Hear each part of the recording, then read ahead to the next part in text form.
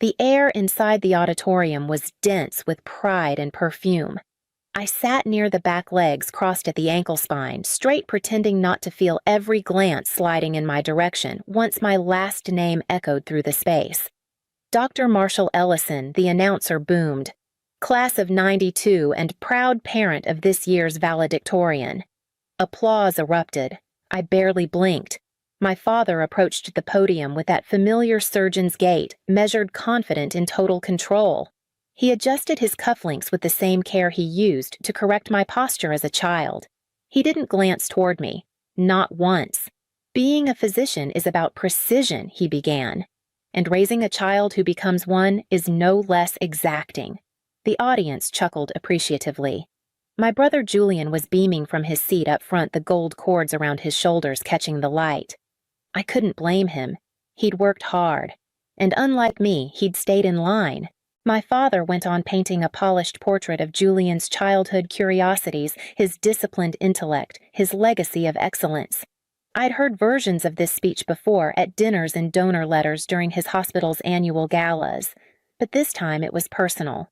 He was standing at the summit of our family's expectations, and from up there, it seemed I didn't exist. Then it came. At least one of our children made us proud. No pause, no wince, just clinical delivery. The room didn't gasp. They laughed, soft, unbothered laughter like it was an inside joke. My throat tightened, but I didn't move. I didn't flinch. I kept my face blank and nodded once, as if someone else's name had been dropped like a guillotine. My mother clapped politely, eyes fixed on the stage. Karis, my youngest sister, sat next to me stiff. She didn't turn her head, but her hand brushed mine for just a second, quiet and deliberate. Julian hadn't looked back once. I wouldn't have either. What they didn't know, what none of them saw, was the car key in my palm. A slim, black fob resting quietly between my fingers. The logo wasn't visible from here. That wasn't the point. I hadn't driven down from New York to compete. I'd come to show up for Julian, for myself, and maybe for Karis, who still lived inside their walls. The applause swelled again as my father stepped down, shaking hands with the dean. My mother rose for a photo. I stayed seated back row, watching them from a distance that was no longer emotional, it was strategic. Outside, down a sloped path near the side lot, the Lamborghini sat quietly where I'd parked it. Hidden for now, but not for long. I'd left New York before sunrise. The city hadn't even started humming yet, just a few delivery trucks, a jogger or two, and the glow of the streetlights bouncing off the hood of my Lamborghini Urus. I took the West Side Highway up and out, windows cracked, radio off. The silence felt earned. Most people assumed I bought the car to show off. Let them. It wasn't about that. It was about standing in a dealership handing over a check with my own name on it, no cosigner, no approval required, and watching a sales rep realize I wasn't someone's assistant or lucky wife. I was the CEO. HealthBridge Technologies wasn't meant to be a company. It started as a frustration, a what-if, born out of a failed clinical rotation and a whiteboard in my tiny studio apartment. My idea, a real-time AI-based patient deterioration monitor that could flag subtle declines before a nurse even noticed. My professor said it was ambitious but naive. I said nothing and built it anyway. The first 2 years nearly broke me. I maxed out credit cards, lived on dollar pizza, and worked part-time as a temp just to afford rent on an apartment with no windows. The day I couldn't make payroll, I took out a second mortgage on that same windowless unit. That was the same week my father stopped returning my calls. And now, 4 years later, 3 of the largest hospital systems in the Northeast had partnered with us. Last month, we closed Series C funding. A week ago, we hired our 40th employee. Yesterday, Forbes ran a piece calling us the silent revolution in patient safety. And today, I was parked at my brother's graduation 10 feet from a man who still believed I'd wasted my potential. After the ceremony, I waited until the crowd began thinning before heading to the lot. The sun had moved just enough to catch the car's black finish, making it shimmer beneath the oaks. A few students stood nearby, pointing, trying to guess who it belonged to. My heels clicked across the pavement. The conversation around them stopped. I didn't look up. I just pressed the fob once and the car blinked open with a soft, mechanical exhale. That's when I heard him. Amara. I turned. My father stood a few paces away, his tie loosened, now jacket slung over one shoulder. His eyes dropped to the car, then back to me. There was a flicker of something disbelief, maybe even discomfort, but he didn't say another word, neither did I. I opened the door, slid into the driver's seat, and pulled out slowly, the gravel crunching beneath the tires as I left the campus behind. They were already lined up by the time I got back to the lawn. My mother stood in the center, smoothing the front of her navy silk dress.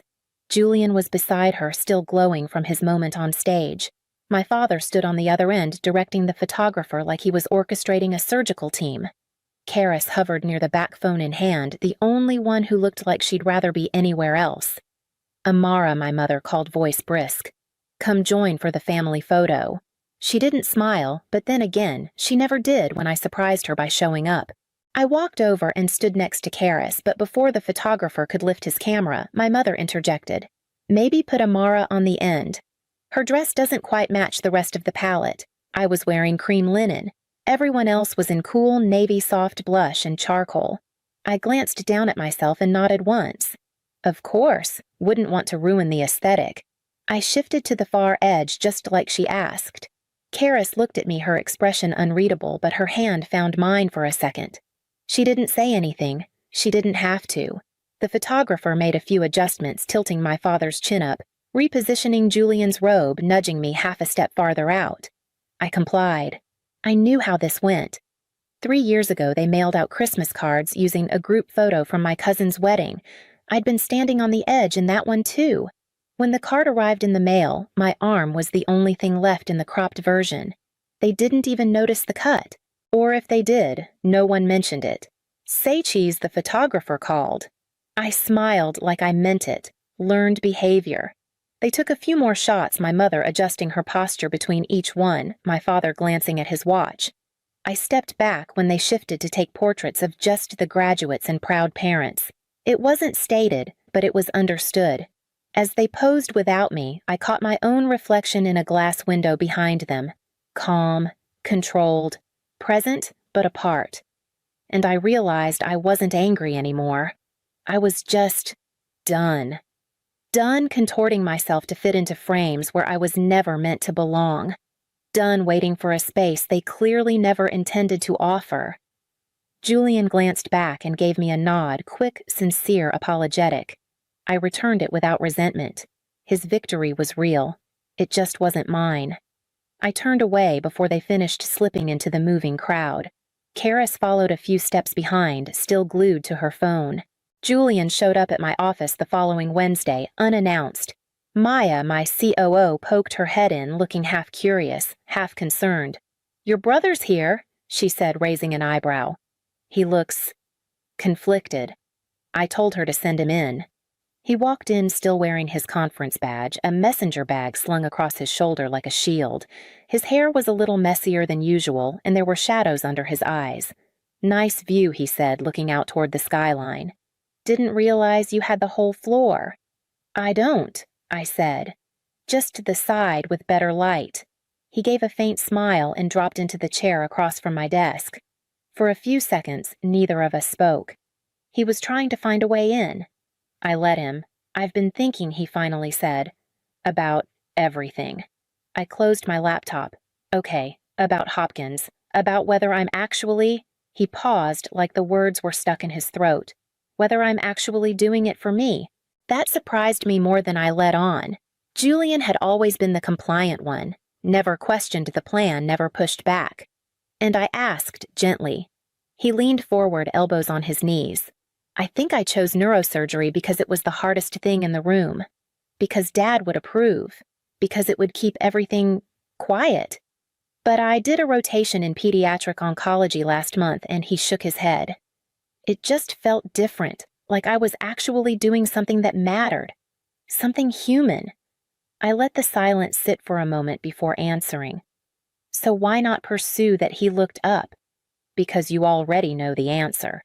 Because Dad will say I'm wasting potential. Because Mom will cry and call it a phase. Because I've been the golden child for so long I don't know who I am without their applause. I stood and walked around to the desk, sitting beside him instead of across. Do you remember when I told them I was leaving med school? He nodded slowly. They acted like you died. I hadn't even figured out what I was building yet, I said. All I knew was that the thing I was becoming wasn't someone I could live with, and it still took me months to say it out loud. He stared down at his hands. I don't want to wake up at 40 and realize I've built a life that fits everyone but me. You won't, I said, because you're asking the question now. He didn't respond right away, but I could see something shifting, the first crack in the script he'd been performing for years. He looked up again this time with something that almost resembled relief. Would you support me? I mean, if I walked away from all of it, I didn't hesitate. Whatever you need. He exhaled like he'd been holding his breath for 3 years. Okay. Then I think I need to make a call.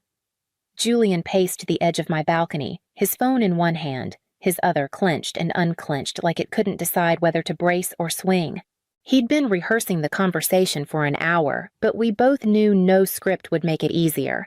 I stayed inside, letting him have the space, letting him make the choice.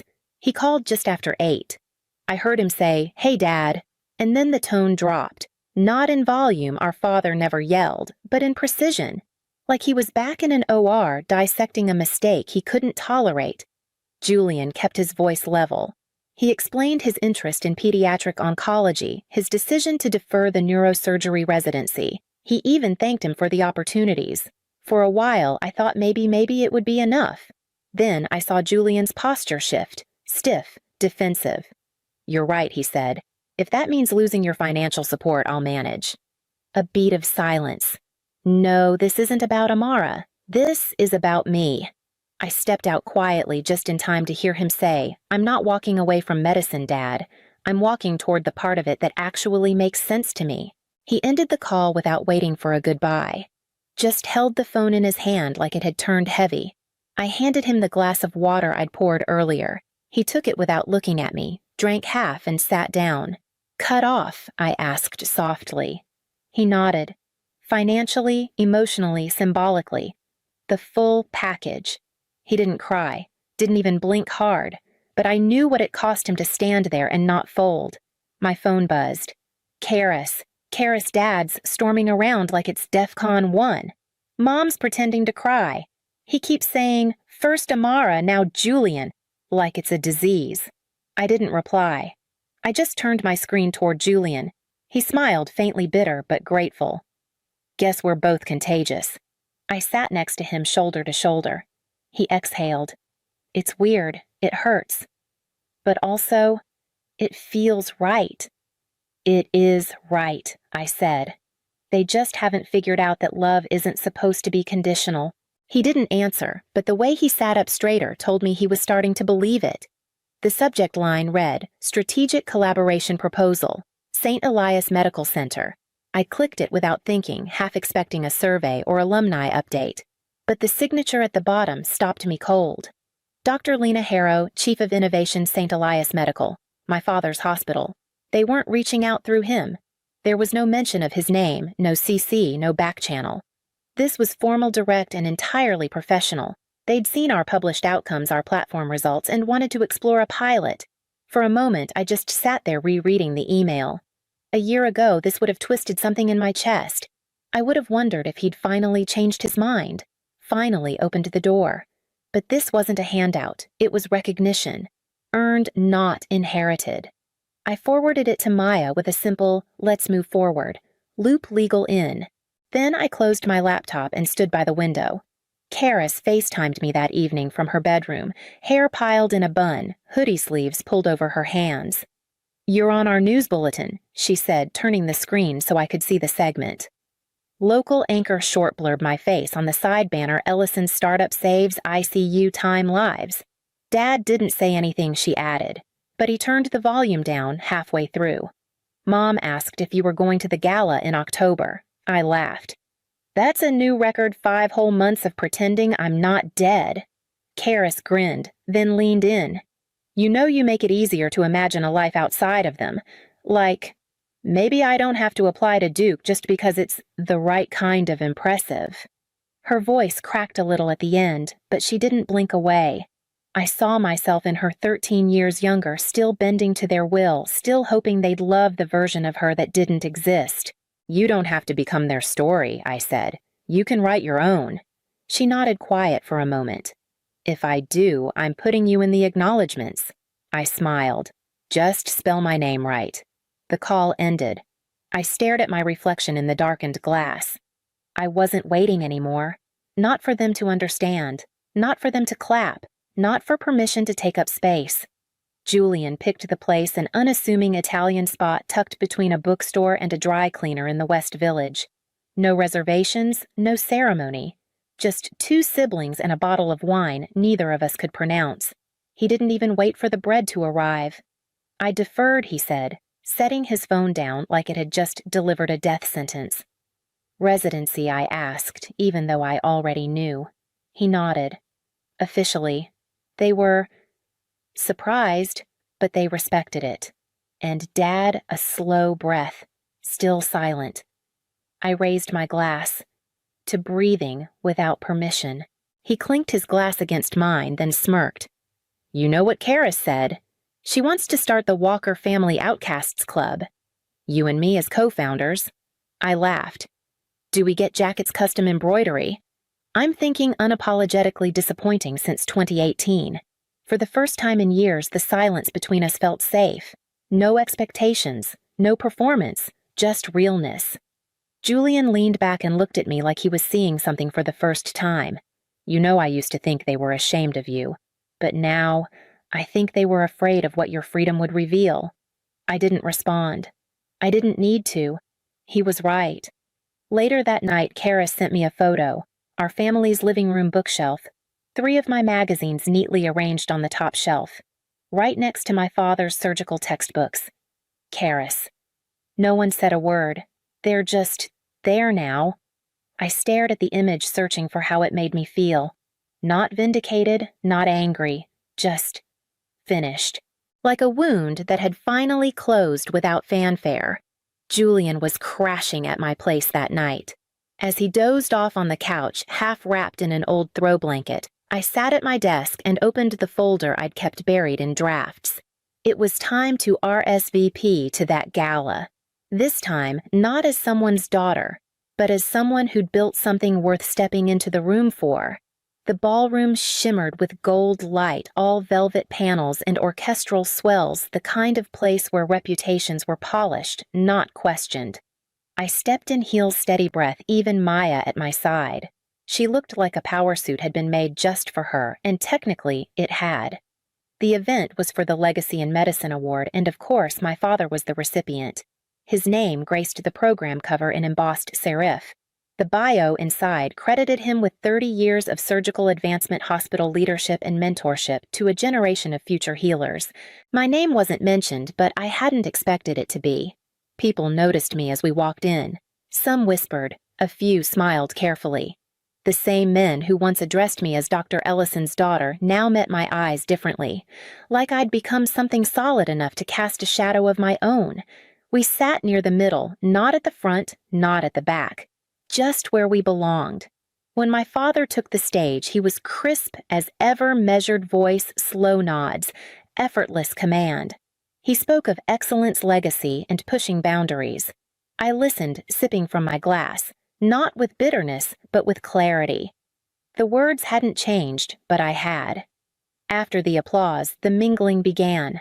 I watched him shake hands with people who had once dismissed me in passing, calling my work cute or noble before asking if I'd ever thought of applying to med school again. I didn't approach him, didn't need to. Maya leaned in at one point and whispered, "They keep asking if you're going to speak." I smiled. "Let them wonder." Before we left, I paused by the photo display. There he was in black and white, holding Julian as a baby in one frame, posing with a plaque in another. But the one that caught me was a candid him in scrubs, arms crossed, standing just outside an OR. No caption, no context, just a man who spent his life mastering control. And here I was, no longer asking for any of it. As Maya and I stepped into the car, I didn't look back. Not at the ballroom, not at the spotlight, not at him. The night wasn't about being seen. It was about no longer needing to be.